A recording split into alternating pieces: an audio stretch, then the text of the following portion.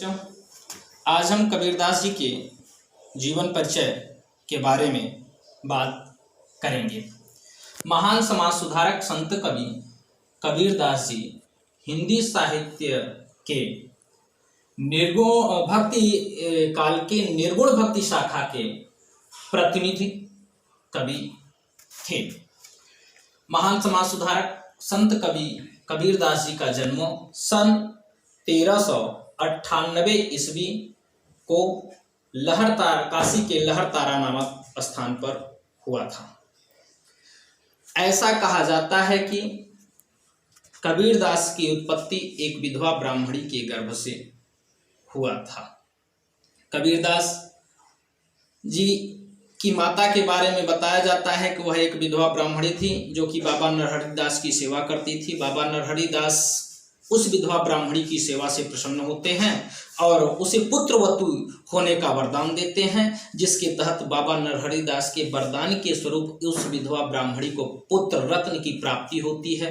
किंतु हमारे भारतीय परिवेश में, हमारे भारतीय व्यवहार में किसी भी विधवा ब्राह्मणी को यदि संतान उत्पत्ति होती है तो हमारा भारतीय परिवेश ऐसे बच्चे को स्वीकार नहीं करता, जिसके कारण लोक लज्जा के कारण वह विधवा ब्राह्मणी उस बच्चे को काशी के लहरतारा नामक तालाब के किनारे छोड़ दिया।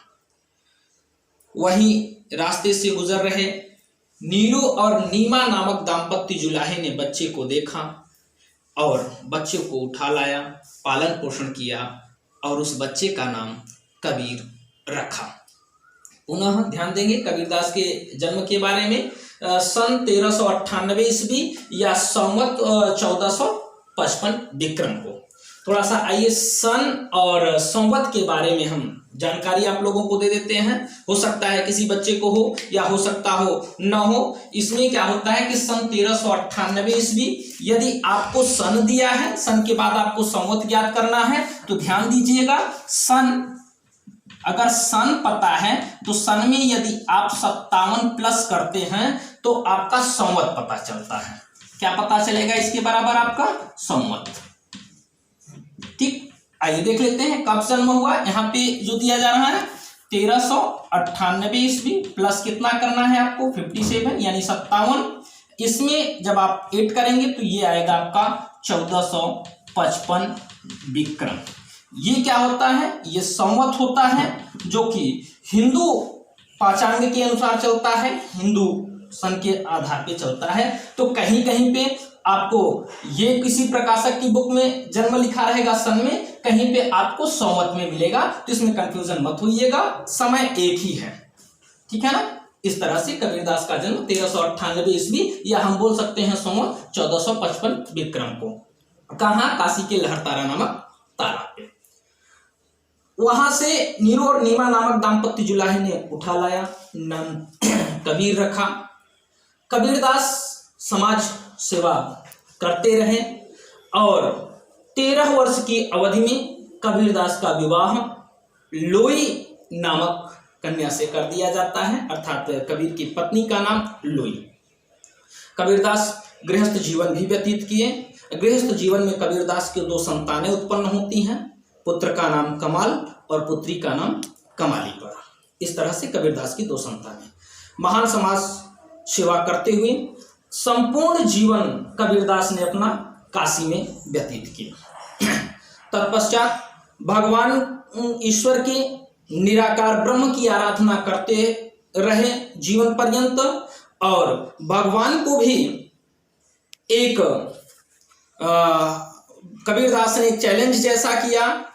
ऐसी मान्यता है कि कोई भी व्यक्ति यदि काशी में मरता है तो उसे स्वर्ग की प्राप्ति होती है। इस बात का खंडन करने के लिए कि हमने जीवन पर्यंत ईश्वर की आराधना किया और अगर हम काशी में मरते हैं तो हमें स्वर्ग जाना ही पड़ेगा, तो इसमें भगवान की क्या महत्ता, यानी भगवान क्या है, इस बात को सिद्ध करने के लिए कबीरदास अपने अंतिम दिनों में मगहर चले गए, जो कि गोरखपुर से 40 किलोमीटर दूरी पर स्थित है।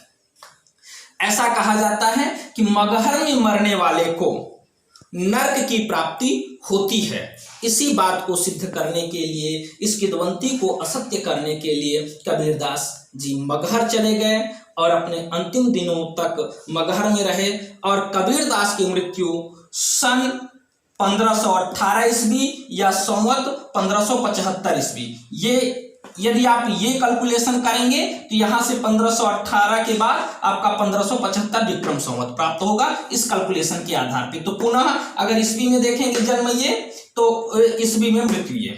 अगर संवत में देखते हैं तो जन्म यहाँ, तो कबीरदास की मृत्यु यहाँ। इस बात को ध्यान दीजिएगा, ये कैलकुलेशन चलता है ईस्वी और संवत के बारे में। तो कहाँ 1518 ईस्वी या 1575 विक्रम संवत को मगहर में कबीरदास की मृत्यु हुई। ऐसा अगर इस कैलकुलेशन को हम देखते हैं तो कबीरदास की जीवन अवधि 120 वर्ष आती है।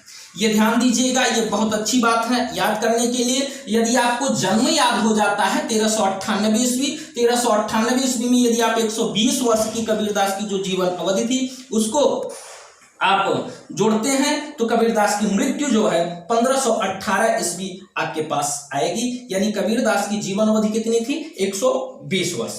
ये था महान समाज सुधारक संत कवि कबीरदास जी का जीवन परिचय।